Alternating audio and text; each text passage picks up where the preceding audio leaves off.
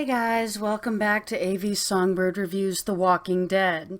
I hope you guys are really enjoying this series. I know there's those of you that are hardcore fans of the show like I am, that are looking for a way to give your opinion on it and to kind of give your feel on it. And I have those of you that are talking to me, telling me, just relax, Jen, just relax. Talk to us like you're talking to friends, which it's easier for me to do that on the vlogs, and when I'm just talking to you guys about my stuff. When I'm giving my opinion on something that I love the way I love this show, and this isn't me being a kiss ass. When I'm giving my opinions on this, and this show is huge, it's got a huge following, it's this popular. It's weird for me still to give my own take on it, and to know that there's people out there that would actually value my opinion on this. So I'm trying to relax, you guys, and hopefully it showed how much more relaxed I felt when I actually stopped talking about the fact that I was on camera giving my opinion and actually just started giving my opinion. So I did notice it's hard for me to sit still.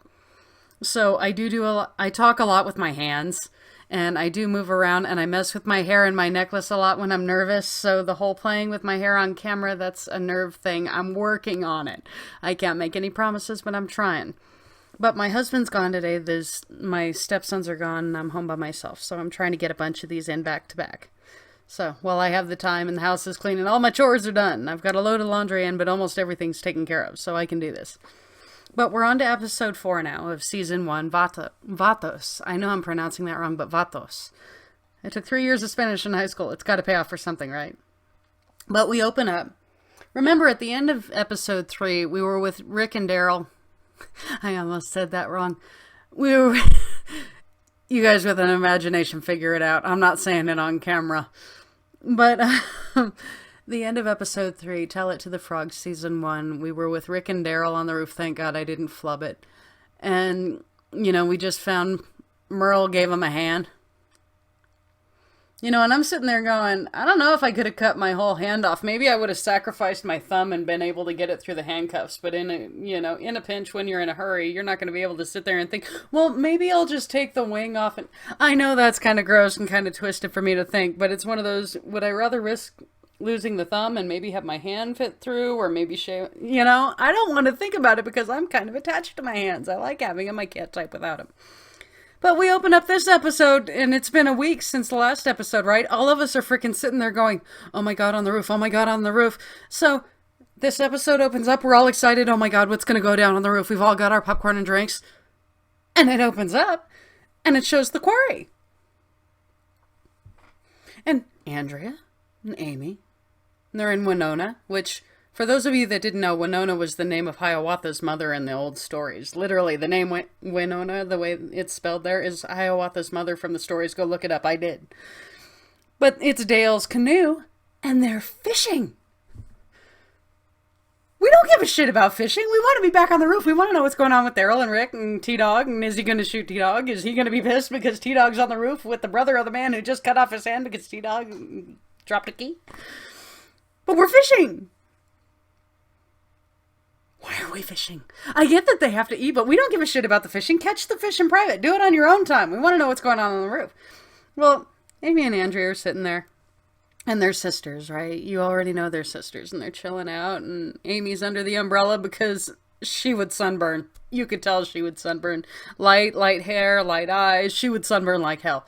And they're sitting there, they're having a conversation, they're talking about, their parents and everything, and about life and everything, and you find out that their dad, there's 12 years between them, and that their dad was the one that taught them how to fish, and that he taught each of them differently how to fish. For Amy, he would always catch the fish and they'd throw them back. With Andrea, they always seated the hooks so that they would catch the fish for the dinner table, and they stop and think about it, and it's like it's the first time they thought about it, and come to find out their dad understood that Andrea was the type of person that needed to catch the fish and Amy needed to throw them back, which to me showed that Andrea is possibly the more aggressive one. She's possibly the more competitive one, the more, I don't want to say the stronger one because it, but the more practical one. Okay, if we're going to fish for the dinner table. This is going to be for us to eat. Just in case we ever need it, we're going to need it to eat. And then Amy's the more soft-hearted one, is the way it came across to me. And I am going to say it. Every time I go back to that first... I live in the desert of Southern California, okay? Water is a scarce thing out where I am unless you dig down like 250 to 500 feet underground. Okay, water is scarce. All our riverbeds out here are empty. It's all underground water. So when you look at that scene and you see the boat in the water and the blue of the water, you know, it was so beautiful. It's beautiful and it's pristine and it's just a calm moment and they're fishing and they find out their dad knew the difference between them. And there's 12 years between them and then they start talking about it and they're going... Amy goes, well, maybe Florida wasn't hit so bad. They could be okay. So their parents were from Florida. Maybe they were. And you could see the look on Andrea's face. Amy's trying to hold out hope that maybe our parents are okay. So obviously they haven't been able to contact them in the whole time they've been at the quarry. And Andrea's sitting there. And you see the look on her face that she doesn't hold out maybe the hope that Amy does. And Amy can see it in her face. So you see Amy start to kind of break down. And they talk about, don't cry in the boat, you know, it scares the fish. And Andrea laughs kind of and says, I think that was more for Dad than the fish. And they kind of nod about it. Well, we zoom out of this serene scene and you see the blue of the water in the boat and it goes up and all of a sudden Jim's up on the hill digging. Holes. Not one hole, not two holes. Jim is digging many holes. Why is Jim digging many holes? Has Jim lost his... Why is Jim digging holes? You know? Is he planning something? Has he flipped his shit? Why is Jim digging holes? Well, it cuts out and we go to the credits and we're like, oh great, come back and tell us what's going on with Jim. We want to know why the hell Jim has flipped his shit and why he's digging holes. We come back from the credits and now we're to the roof with Daryl and T-Dog. And by then we've already forgotten. We're going, oh shit, you know, Jim's digging holes. Why is Jim digging holes? We forgot about the roof temporarily. You know, we forgot about it. We're going, why the shit is Jim digging holes? Well, we're back to the roof. And Daryl's staring at Merle's hand. All of a sudden, it's like he twitches. And he picks up his crossbow and he pulls it on T-Dog. Rick didn't even hesitate. You gotta hand it to Rick. You know T-Dog knows he's screwed at this point. You know, and from point blank range, that crossbow would hurt like a... So Rick doesn't even hesitate. He pulls his gun on Daryl and cocks it and holds it to his head and tells him, I won't hesitate. I don't care if every walker in the city hears it, which... Flash, Rick doesn't blink when shit goes down. That's just him showing it. And Daryl's reaction was, some bitch, you know, did this to my brother, right? So they're standing there and they're at a standoff. And you know Daryl considers it. You know he's standing there going, fuck it, I ought to do it anyway. Pardon my language. Screw it, I ought to do it anyway. Didn't mean to say the F word, sorry. Screw it, I should do it anyway. Sorry about that, guys. I really try to watch the F-bombs. I really try to not cuss in general. But you know he was thinking it. Screw it, I'm going to do it anyway. Well, he considers it and then he puts his crossbow down, you know. Sorry about the F-bomb again. But Rick uncocks his gun, holsters his gun. Well, Daryl picks up Merle's hand. Makes T-Dog give him a do-rag, wraps it up, and puts it in Glenn's backpack, which Glenn looks less than thrilled to have a disembodied hand, a thing in his backpack, right? And Daryl pulls out his crossbow and he looks and he starts trailing this trail of blood and says there would have been more blood, which I don't get grossed out at the sight of blood. I saw that and I'm going, okay, why wasn't there more blood? And, you know, he must have done something. And Daryl goes, he must have used a tourniquet. There'd be more blood if he didn't, which I agree with. There would have been a frig of a lot more blood if there hadn't been. So they take off and they start trailing Daryl as he starts tracking the blood through the building, right? I want to make sure. So they start going inside and, you know, T-Dog retrieves the tools. We didn't forget your tools, Dale. So T-Dog gets the tools, goes back inside. And they go inside, they find a bloodied wrench next to two walkers that are dead. So he was with it enough. Merle was to obviously kill the two walkers with Dale's wrench. Good tools, man. Wonder if they're craftsmen. I am not paid by Craftsman Tools. It was just the first name I thought of. Dale goes to check on Jim up on the hill. Remember Jim on top of the hill having the mental breakdown and digging holes, and we want to know why he's digging holes? So Dale goes up to check on Jim. Jim, are you okay? Take some water, at least. It's like 100 degrees up here. You know, and Dale's doing the whole, Why are you digging holes? Thought that we're having. Why the shit are you digging holes? So he goes up there. Well, Jim doesn't say anything, and he offers him water. Jim just stares at him like he's got a third eye, and then it flashes over. And we're back to Daryl and Rick's group, and Daryl talks about how tough Merle is, and Rick's dismissive because, guys, no matter how big and bad someone is or thinks they are, here's the thing about blood loss. Your body only creates so much blood at a time. It's got it circulating through its system, and your body's so much water. You need so much blood in your system, otherwise your body's going to start shutting down. You're going to go unconscious. It doesn't give a shoot how big and bad you think you are. Blood loss is kind of an equalizer. So Rick's dismissive, yeah, your brother's big and bad. If he loses blood, it doesn't friggin' matter. So he's disbelieving. Well, we come back to the camp, and remember how I brought up the fact that this production crew likes gratuitous ass shots? We have another gratuitous ass shot of Amy and Andrea, and they're walking through with the fish, and they get back to the group and show them all the fish they caught. And they say, our dad taught us how and offered to teach Carl. Everybody's excited because Amy and Andrea fed him because the people that hunt for them are bye-bye. So, Dale comes in and talks about Jim's behavior and tells everyone, we may have a problem.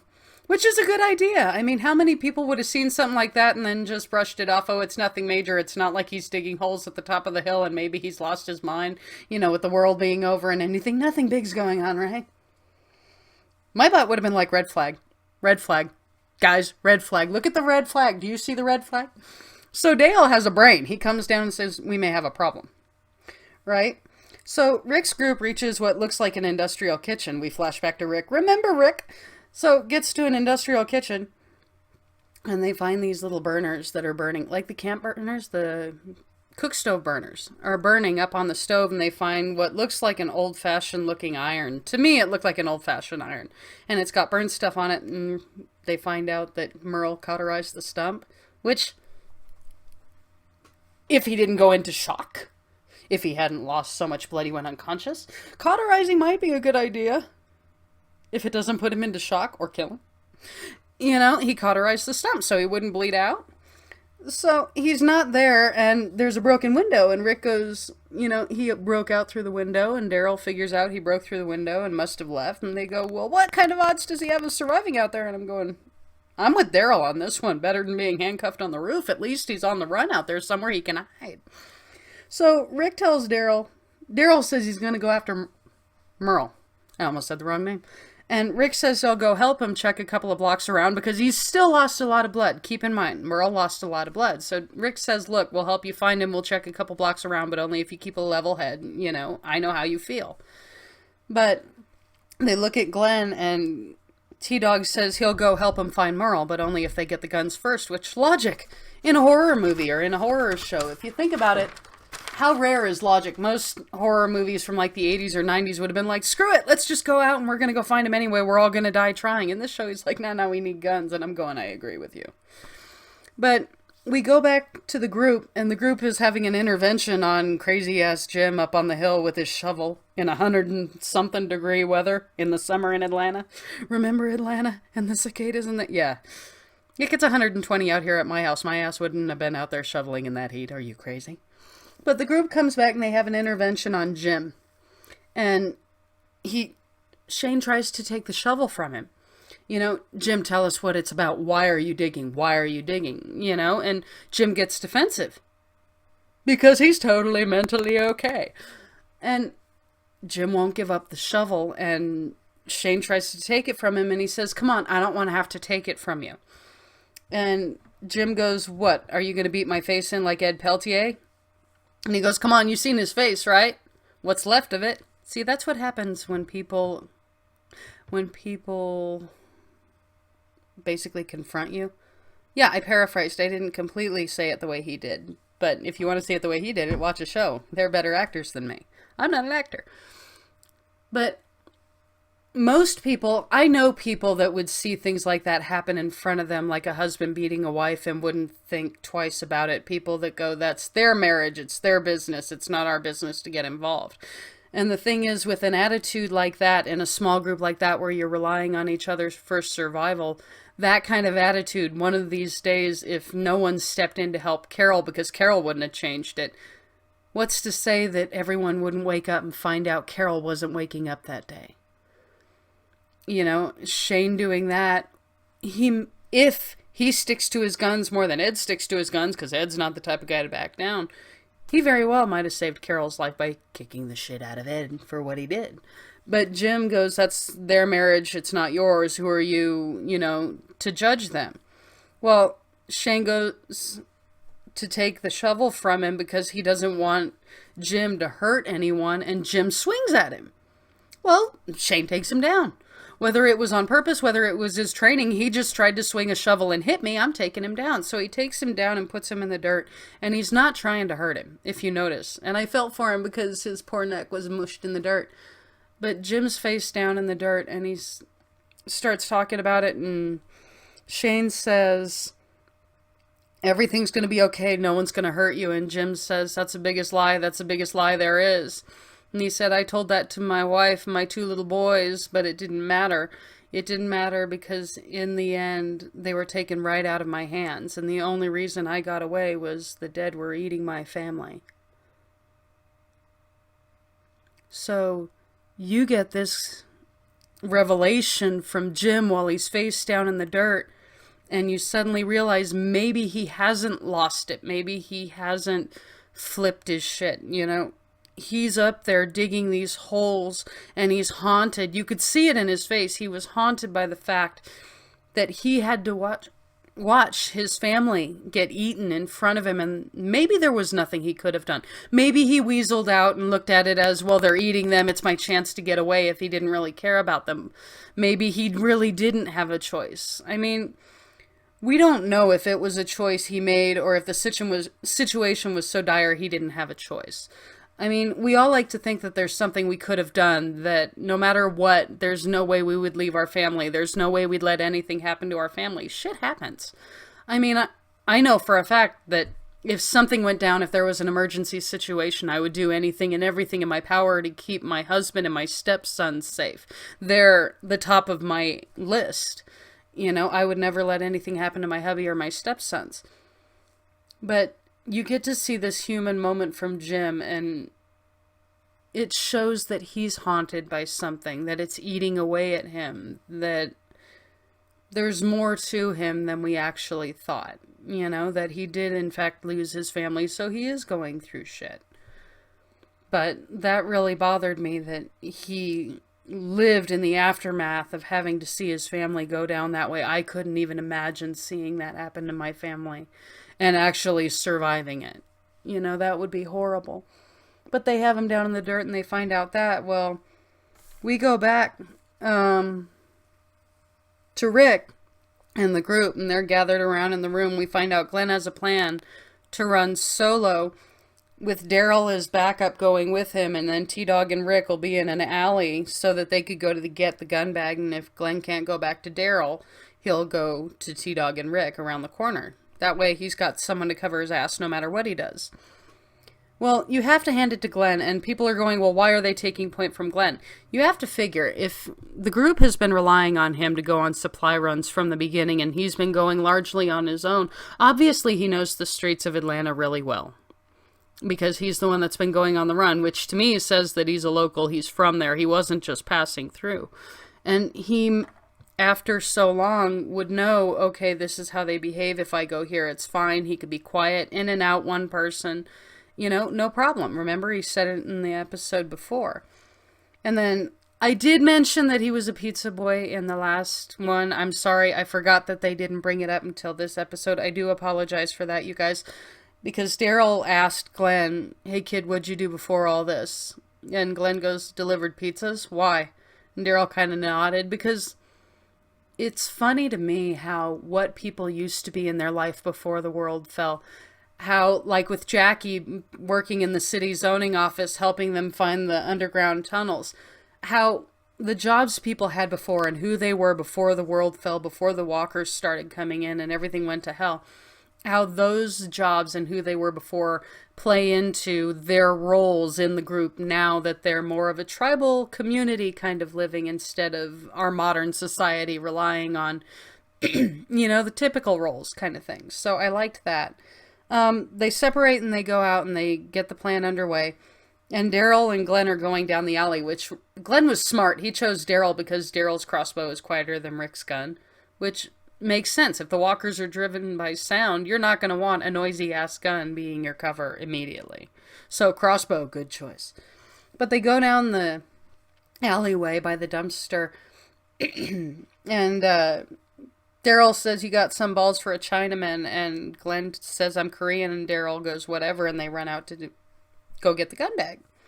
Well, while Glenn's run off getting the gun bag, Daryl crosses paths with a young Latino guy, and he starts asking him about Merle. Hey, have you seen my brother? Have you seen my brother? You know, asking him, have you seen this guy cross your path? And the guy immediately starts yelling in Spanish, Ayúdame, help me, in Spanish, at the top of his lungs, which, do you want to draw every walker in the sitting? Are you freaking kidding me? Well, Daryl hits him and knocks him down and goes to cover his mouth, which, give him credit, if Daryl wanted to hurt the kid, if Daryl wanted to kill the kid, he could have done it, you know? He could have taken the kid down. He had size on the kid. He had, he could have killed him if he wanted to, or beat his ass or whatever. He knocked him down and covered his mouth just to shut him up so that they wouldn't be overtaken. Well, these two larger Latino guys came running in from the background and started to kick Daryl's ass, thinking he was kicking the kid's ass. And then Glenn comes up and all hell breaks loose in the alley, and the guys are kicking the crap out of Daryl. Well, they go to take the gun bag from Glenn, and Daryl shoots one of them in the ass cheek. Which, awesome shot, Daryl. Shoots one of them in the ass cheek. Well, they grab Glenn and drop the gun bag, and they take off and leave the young Latino guy in the alley. And Rick and T-Dog show up with the world's worst timing, and they're stuck with the kid, and Glenn's gone, but they got the gun bag at least. So, I want to make sure that I don't... Rick and T-Dog heard yells show up. I want to make sure that I don't, miss anything for you guys, because this is a review and you wanted to hear my opinion, so here it is. We go back to the camp, and Shane's checking on Jim. Offers him water, has him tied to a tree in the shade, which, good thing. The good thing Jim had going for him was when you're out in the sun too long, you stop sweating, and that's when things get really serious, so the sweating was a good thing. But they realized that he had sunstroke. He'd been out in the sun too long. And I felt so bad. If you look at his neck where Shane knocked him in the dirt, his poor neck was all red all the way along here out by his scruff. I felt so bad for Jim. But they have him in the shade, and Shane offers him water and dumps it on his head, trying to cool him down and get his brain from boiling back to normal level. And Carol and Lori have Sophia and Carl doing their homework at a table a little bit away. And Jim apologizes to them, to Lori, to the kids for scaring them, and says, I'm sorry, I didn't mean to scare you. And Lori says, no, we understand you had sunstroke, it's fine. And the kids say they're not scared anymore. Well, Dale asks what we've been wondering the whole time. Why the hell were you digging holes, Jim? And Jim's very vague and dismissive about it. He doesn't come right out and say anything outright, which, if he was flipping his shit, why would he? And he says, can't remember, it was something I dreamt. Are the voices talking to you too? Well, Jim tells Carl that I dreamt something about you were in it and you were scared about your dad. And Carl says, my dad's not back yet. And Jim tells him, your dad's tough. He's a police officer. He probably just found people that needed help. That was all. I get the feeling your dad's tough as nails. And Shane backs him up, which we've only known Rick. This is the 4th episode. And if you don't know by now that Rick's tough, he's survived a lot of hell to get to where he is, and he doesn't blink. I get the feeling that Rick is a tough guy. He reminds me of Clint Eastwood. Cracks me up. But Shane and Sophia... Shane says he wants to clean fish. He's going to go clean fish, and he takes Sophia and Carl, and Carol follows him. Well, Lori goes up to Jim to check on him and to talk to him for a minute, and he turns all of a sudden the minute everyone else is out of earshot, and he looks her dead in the eyes. First time he's focused on anyone since Shane, and he goes, don't you ever let your boy out of your sight. And you can see it in his eyes in that moment as he looks at her that he's haunted by the fact that his wife and his kids were gone, the fact that they were eaten in front of him. You can see it in his eyes that he's haunted by that, and it's going to stick with him for the rest of his life. I can't even imagine being left with something like that. Well, we flash back to Rick, and he's sitting there, and Rick and Daryl are playing good cop and feral cop, or good cop feral redneck, with the kid in the chair trying to figure out where the base is, or operation, or house, or whatever they're holed up in, so they could get Glenn back. And the kid's saying, "I'll tell you nothing," while they're playing good cop and crazy redneck against him. And Rick explains to the kid, "We don't want any problems, we just want to see if we could work something out to get our friend back." And the kid sits there and he's keeping an eye on Daryl, bright-ass kid, which the kid's got balls. You gotta hand it to him. The kid's got guts to sit there and keep calling Daryl all the things he's calling Daryl. And I'm going, that might be a bad idea. He's got a worse temper than Rick does. You know, Rick keeps his cool and Daryl flips out with anger. Remember T-Dog in the roof? And fighting with Rick and Shane and pulling the knife? Yeah, I think Rick has a better lid on his anger than Daryl does. So, they take the kid back and they take him to this compound and we meet Guillermo. He comes walking out. Little bitty guy. Guillermo comes walking out and he's got his muscle, walks out behind him, and one of them starts calling Daryl names and says, "That's the one that shot me in the ass with an arrow," right? Well, I have to respect the fact Guillermo came walking out and it looks really bad. He stared Rick in the eye and he didn't blink. So he kind of reminded me of Rick in that moment, but from the opposite side. And Guillermo hears from Rick that they want to trade evenly across their guy for ours, you know, and we find out Guillermo wants the guns. And Rick says, "But we haven't even traded, the guns are mine. I'll trade my guy for your guy," which, fair enough. It's a hostage situation. Makes you wonder if Rick had been in them before. He says, "It doesn't sound even to me." Guillermo does. He goes, "You bring back my guns and Miguel and we'll talk. If not, you know, you better come locked and loaded." So the group separates and they leave and go in and Rick's group takes off. Well, yes, they retreat to plan, and T-Dog, Daryl said, "Guns are worth more than gold. Gold won't protect your family, keep food on the table. You willing to risk that for that kid?" And yeah, I did remember the exact line. But he and T-Dog and Rick are in the office and Rick's gearing up. So you know he's not going easy, which if you've met Rick, you kind of get the feeling he wouldn't go easy anyway. Well, we find out that Rick's planning to go after Glenn, but he's not planning to give up the guns. He doesn't want to give up the guns because in a situation like that, guns could mean life or death in a situation like that. So he gives T-Dog and Daryl a chance to leave. He says flat out, you know, Glenn could have left me to die. He didn't. I'm not going to leave him to die. But he gives T-Dog and Daryl a chance to go back to camp without him if they want to. And T-Dog goes, "What would we tell your family if we did?" So you get the feeling T-Dog's a good guy. He stands by his word and he's not willing to leave Rick, a family man, there alone to face the group. And Daryl kind of looks at him. Rick looks at Daryl kind of to figure out where he stands on this whole matter. And Daryl kind of nods his head and reaches for a gun. Well, the kid on the floor starts freaking out. You know, "This is nuts. This is nuts." And Daryl tells him, "Shut the hell up," basically. That's paraphrasing. That's not exactly what he said. He tells him, "Shut the hell up," and they start gearing up, right? Well, they go back to the Vatos hideout. And they go inside and they get into a tense standoff with guns, which... Tense standoff with guns drawn. Everybody's got their guns drawn. And again, I had to respect Guillermo in that moment because the minute Rick pulled the shotgun and basically held it to his head, he did not blink. Guillermo did not blink with the shotgun to his head. So I was holding my breath when that happened. You know, standing there in that moment, it's a tense standoff. Nobody's breathing. Nobody's moving. It's like I was holding my breath. I'm not going to lie. I'm sitting there holding my breath. All of a sudden, an elderly woman comes in from the back of the room, from out of the room, and walks into the room and starts talking. "This guy can't breathe. This guy can't breathe. He needs his asthma stuff. Come find it." What? You know, and Guillermo tells Felipe, because she's calling for Felipe, "Felipe, you need to come get his medicine." Well, Guillermo tells Felipe, you know, "Go take care of it. Take your grandmother with you. Go take care of it," right?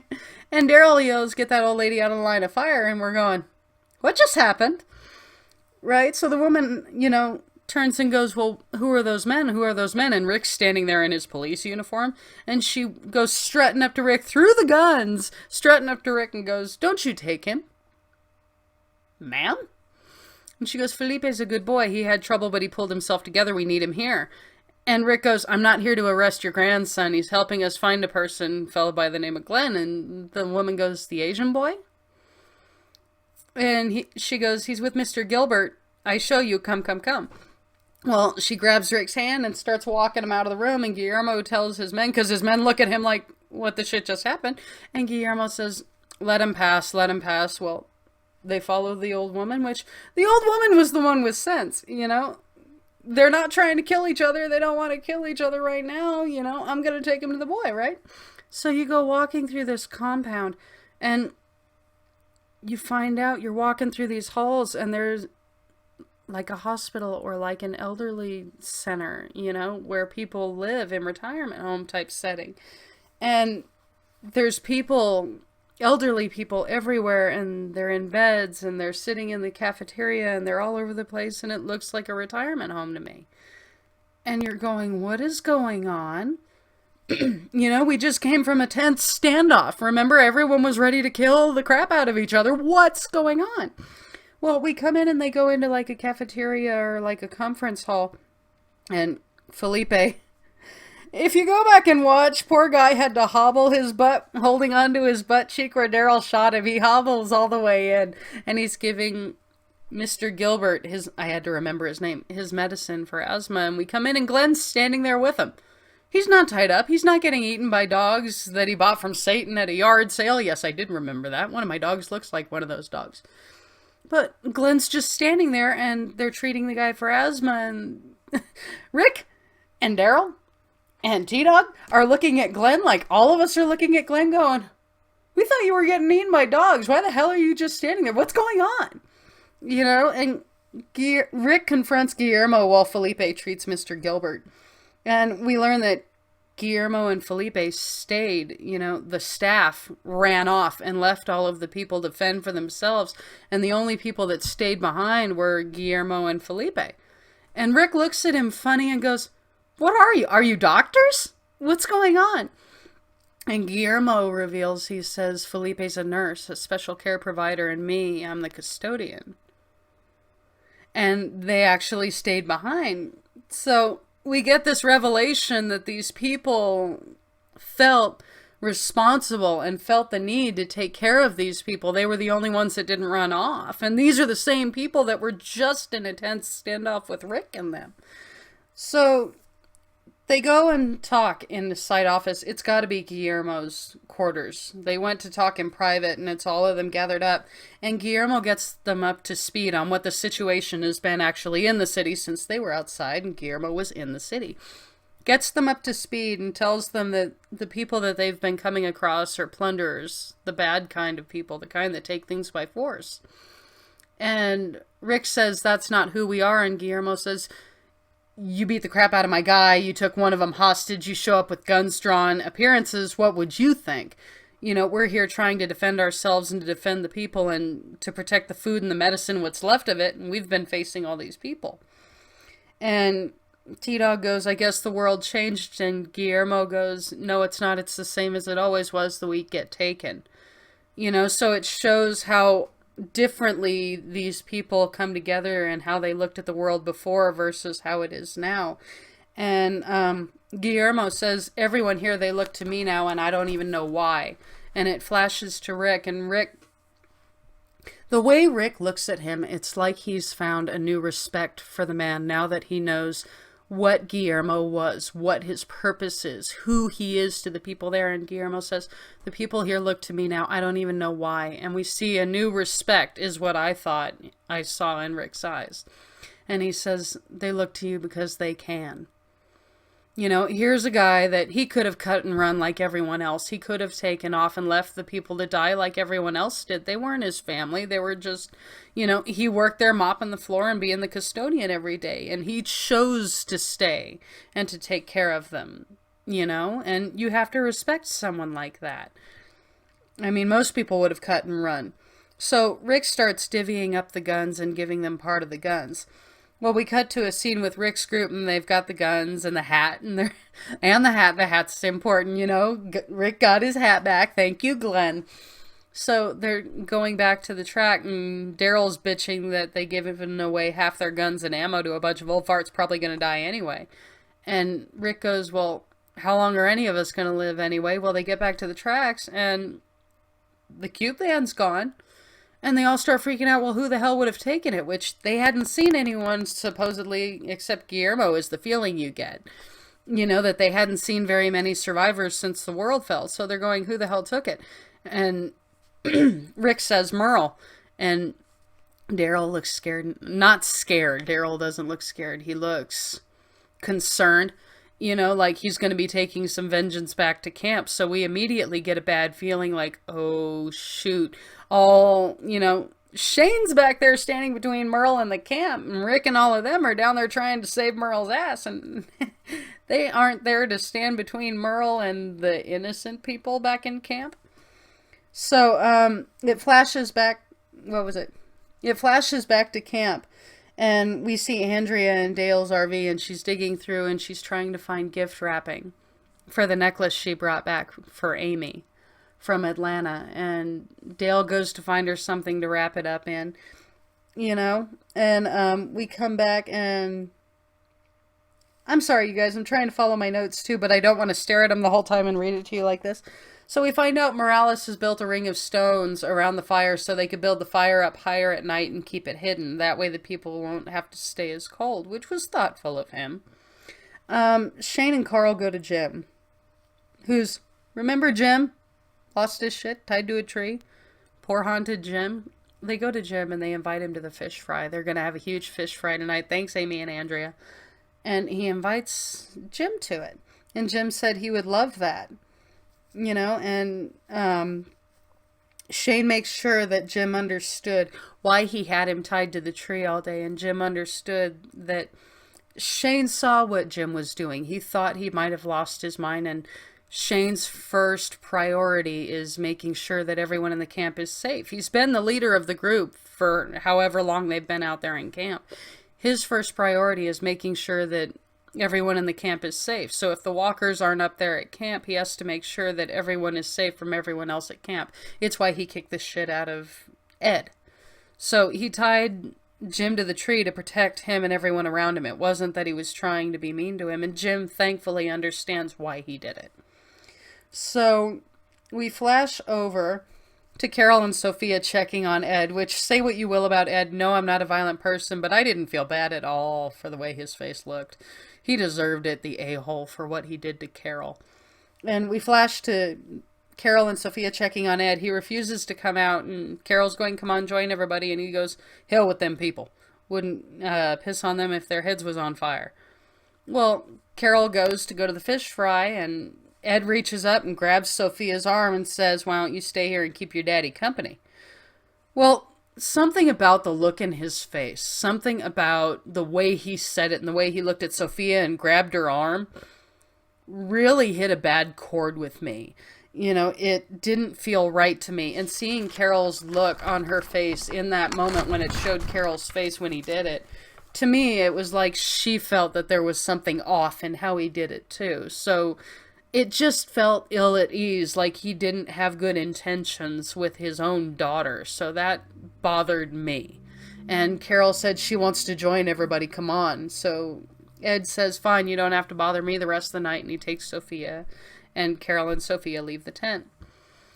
They leave, and Ed calls after them not to bother him the rest of the night. Now, I did mention the fact that I'm not a normally violent person, but I've known men like Ed in my life, and men like Ed don't change. You know, they think that people are lesser than themselves, and people are there just to serve their needs and whatever they need at the time.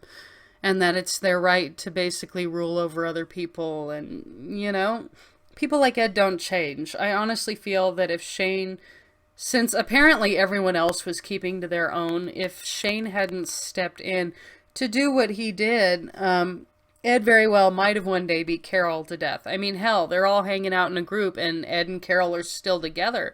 So there's every indication that what Shane did might escalate it and make it worse. You know, Ed might beat Carol now more just despite Shane, or he might blame Carol for the fact that Shane beat him and might beat her to death still.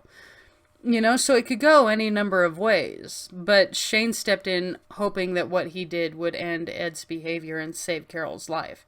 So it's really a matter of how you view it. We know, like I said, we know the others saw the bruises and mind their own business. So hopefully Shane stepped in and made a difference. And it's going to probably end up coming down to who's willing to stick to their guns the longest, Ed or Shane, and how well Shane pays attention. I absolutely have no sympathy for Ed. But we go to a shot of Rick's group running, and then back to the fish fry, and it's another one of those scenes next to the fire. The whole group's sitting there, they're having a fish fry, they're drinking some beers, the grown-ups, not the kids. Do not underage drink. But it's back there, and the grown-ups are talking, everyone's eating fish, and did you guys catch Carol's arm? I don't miss anything. I'm one of those that notices everything, and Carol's arm was bruised from where Ed grabbed her when he hit her, which bothered me. But I did see the bruise. But Morales is sitting there, and he asks Dale about his watch. He goes, this has been bugging me, your watch. And Dale looks at him and goes, what about it? And he goes, every day I see you winding that watch like a village priest saying mass. And Dale starts talking about it. Dale paraphrases William Faulkner, and I'm not going to say the quote because if you've watched the show, you've heard it. But like I said, it's a running theme in this show talking about time. Talking about time and the importance of time. And I loved the quote he gave about time. It's so relevant, even to our lives now without the world falling apart, and how he felt about time. And everyone kind of sat there and let that sink in while Amy got up to go pee. And we hear rustling. Like I said, you almost forget that they're not camping. But Amy gets up to go pee. And you hear footsteps by Ed's tent. So, Amy's going out that way to go pee by the tent. And Ed yells to... We're guessing that he guesses that it was Carol coming back to the tent. Ed yells at her, saying, leave me alone. I told you not to bother me the rest of the night. And he gets pissed off because the sound's still outside the tent. So he flings the flap back to tell them, hey, go away. What'd I say? Well, it's a woman walker standing there, and she comes in and starts eating him. And then a bunch of walkers pour into the tent, and you see Ed disappear and all the walkers going into the tent. And I am going to say it. I found it ironic and poetic that Ed was such a chauvinistic and sexist, abusive asshole, and that a woman walker got him. It was almost like the cosmic balance being restored in the universe because Ed got eaten by a woman. And I know that's an awful thing to say, but I did think it at the time. I'm like, yeah, girl got him. It just felt poetic justice to me that it was a girl that knocked Ed back and started mowing on him, right? So Amy comes out of the RV, which... Now that we know that it's not Amy or Carol or anyone walking by Ed's tent, Amy comes out of the RV and goes, we're out of toilet paper? And all of a sudden a walker comes up and bites her arm. And she starts screaming. Well, everyone turns around from the fire and panics and starts screaming, and all hell breaks loose. Shane jumps up, grabs his gun, and he tells Lori and Carol to get down and immediately takes point. Well, all hell breaks loose, and... You have to figure, they said that walker that got the deer was the first one they'd seen in camp, and they'd supposedly been up on that hill for about a month. So it's possible that a lot of those people might not have seen walkers up close in a while. Well, everybody starts panicking and screaming and running every which way, almost everyone. I do have a list. Rick and the group hear the guns start going off up in camp, and they start taking off running up the hill as all hell breaks loose in camp. Well, Shane has a gun. Morales and Jim have bats. Dale has a gun. And Jackie hides behind Dale. Well, everyone else is panicking, screaming, and running every direction, and thankfully the kids are hanging around Carol, and Carl's hanging with Lori. But everyone else that panics and screams and runs off like most people would have reacted are getting eaten and cut down and everything. Well, Morales and his wife and kids, everyone starts working their way up to the RV and starts trying to get into the RV so that they could be safe. Rick and the others show up and start shooting, to take down the walkers. And the fight ensues and the fight goes nuts. And I will give it to this show. those of you that sit there, and I know there's going to be those of you that sit there and count out how many times blood spatters the camera or how many times they attack the camera in this episode. But you get blood spatter on the camera. I kind of like the fact that they kind of, involve the camera. I thought it was cool. But as the fight ends, the fight dies down. The walkers have been taken care of and people have died. And as the fight ends and silence descends upon the camp, we cut to where Andrea is sitting there holding Amy, and Amy's been bit on the arm. Amy's been bit on the side of the neck, it's not going to go well. She's bleeding out on the floor and on the ground with Andrea with her. There's countless bodies scattered all over camp. It's plain that most of them, like I said, were unarmed and completely unprepared for such an attack to happen on them. And it hits the whole group hard as Amy closes her eyes and Andrea starts screaming. And I felt for Andrea in that moment. To lose a sibling,